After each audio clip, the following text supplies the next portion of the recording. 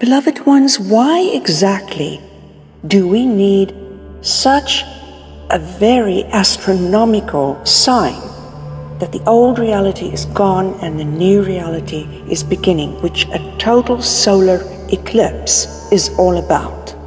Well, we have been at this particular stage many times before over the ages. And the steps in this stage is like this. Mankind's craziness escalates because they live in opposites. The more enlightened we become, the more in darkness they sink. So as long as we are living with them in opposites, in some way they make us their opposite, because the dream of duality is the dream of man. And as we rise, they sink. Then, we, in the book Journey to the Heart of God, we have discussed that when opposites are extremely far apart, it becomes very, very uncomfortable to cohabitate together. So, as they sink deeper and deeper into illusion, it becomes more and more unbearable. And incidentally, that part where that is explained is under the section of the steps to conflict resolution in the book Journey to the Heart of God. It becomes unbearable for us to be in society because the density is nauseating. It hits you in the chest when you are in a crowd of people that are fear-based and angry and desperate and guilty and all these things. And in pain, most definitely. But this is extremely distressing to us. So in the past, what happened is that the original ones would at this point withdraw from human society, but physically withdraw.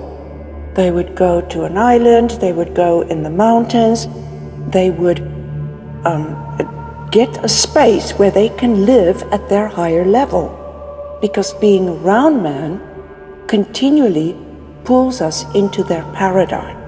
Now, we have, as the way showers, been asked to create and live in higher and higher and higher realities.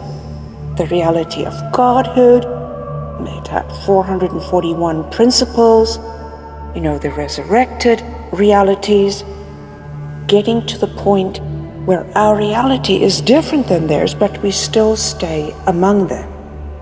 Now, there are a few problems with this, and there's a few problems if we didn't do it. Major ones. See, if we continue to try and live our life at a higher level, but man is continually reminding us of death and endings and beginnings and the things that come with duality and polarity, then it's very difficult for us to maintain the vision that is required to live in a different reality than those around you. In this way, I have in the recent retreats made the statement that man is deadly to immortal beings, because their death society is everywhere. In their entertainment, what do they watch? Death. In their games, what do they play? Death. What kind of foods do they eat? Well, foods that bring death.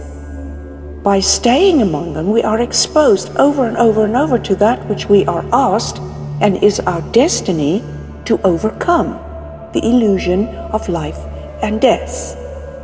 When the illusion of life and death is gone, when it is an integrated reality, what remains? Eternal existence.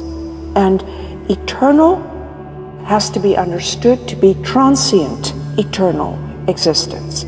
Because if there is constant renewal, self-regeneration, self-rebirthing, it constantly dies to the old way of being.